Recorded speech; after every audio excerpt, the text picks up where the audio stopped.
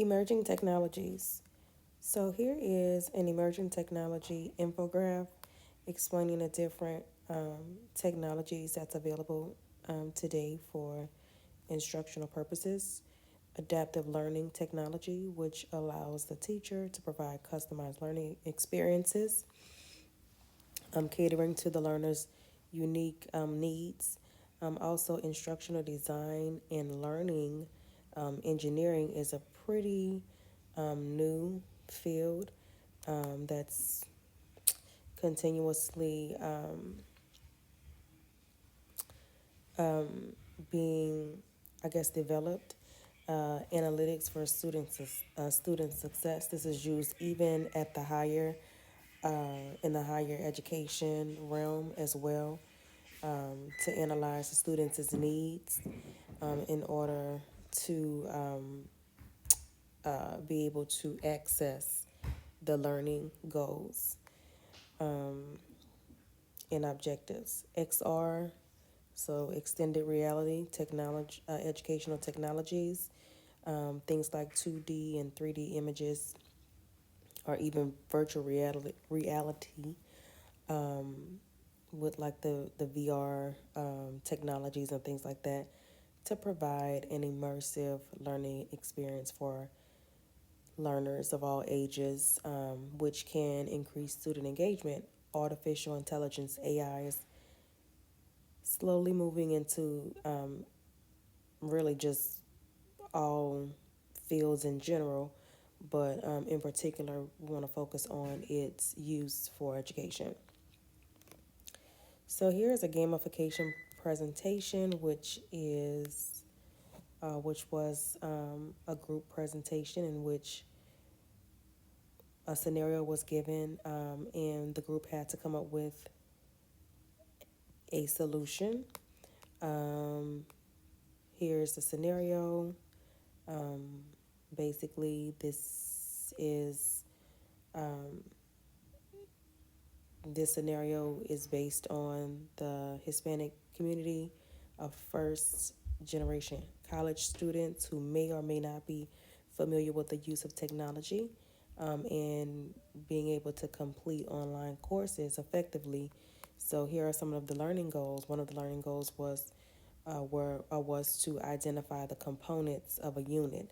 So being able to go online and identify the components within a unit, such as study materials, such as assessments, activities, or even as simple as Module 1, being able to identify and differentiate Module 1 to Module 2 and so on in the sequence of the course. Learners being able to post an initial response as well as responding to a post. And these are just different, just more details as far as how the game, quote unquote, game would be constructed to service this particular audience. So, the learning goals obviously were taken into consideration when designing this game. And at the end of the game, so this is the activity loop, where the students will start logging in to the correct class, identifying a module, and it goes so forth. It goes on, and it just the level increases. Badges are earned. And these are stackable.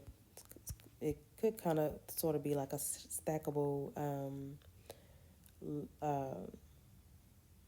badge experience as well.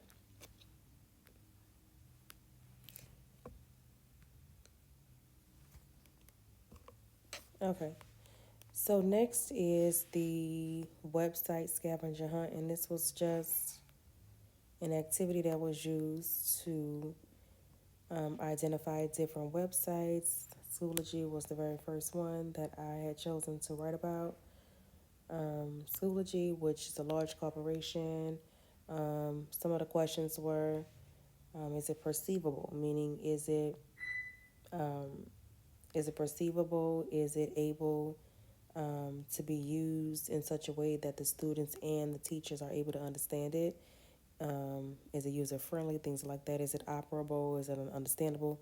Is it robust? Meaning, is it too overwhelming? Is it overstimulation, which is never a good idea, because overstimulation or overwhelming content just kind of defeats the purpose and distracts the learners instead of having them more engaged. Next is the learning stack proposal. So this was an activity or a presentation or proposal to stakeholders in an educational institution to persuade them to use micro learning to see if it will be effective. So the first thing that is talked about is what is micro learning. Okay, what is micro learning? It's learning through programs that specifically target skills in small segments. Upon mastering a goal in that particular small segment, a badge is obtained.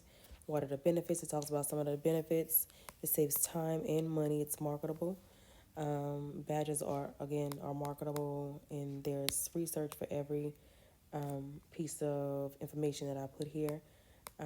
So also employees can earn their badges while on their current jobs for a lot of the earnable badges. And here's evidence for that or support.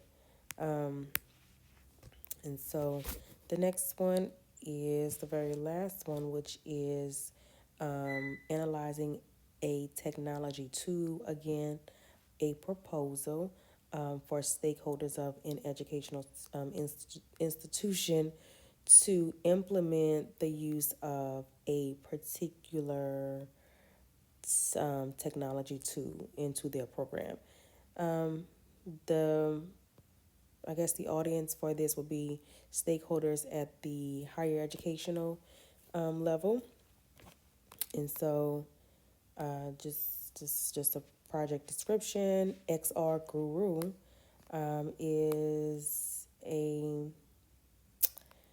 immersive learning application for technical training. So technical training, again, like a higher education institution, like maybe a 2 year program, um, some kind of some kind of apprenticeship program, or even any kind of technical training, even in the medical field for different technical um, programs that requires hands-on learning is basically what it's for. So it can be used for any technical training, medical, or anything else really. So 4 year programs, 2 year programs, even beyond. So, XR Guru Immersive Learning Application for Technical Training. As your program grows with students and the skills needed for today's technical workforce upgrades, it's important to make sure that the learning is effective and intentional. It's important for students to be highly engaged to increase higher learning retention and ability to apply and transfer skills to any scenario. This is in preparation for the job duties they will be. It's also important to provide the closest type of hands on training experience without any risk involved or many limitations.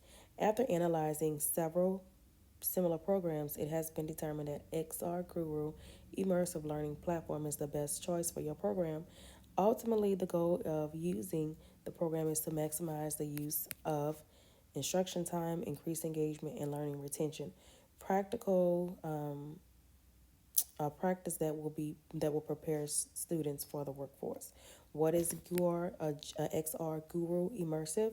It is an extended reality platform, virtual reality, that allows learning designers and instructors to build courses centered around virtual reality. In this way, it simulates real world experiences and applications, knowledge learned during the course. It has high engagement with 3D graphics and immersive experiences. So and I just go into why XR Guru Immersive. What are the pros of using or the benefits of using this particular program. Then we go on um, to writing an objective for a timeline. There are specific months and it's month and year, which is very it's pretty detailed, month and year, and what happens for each month each year. And then at the bottom it starts going into more benefits, and then ultimately it goes into the cost and the budget.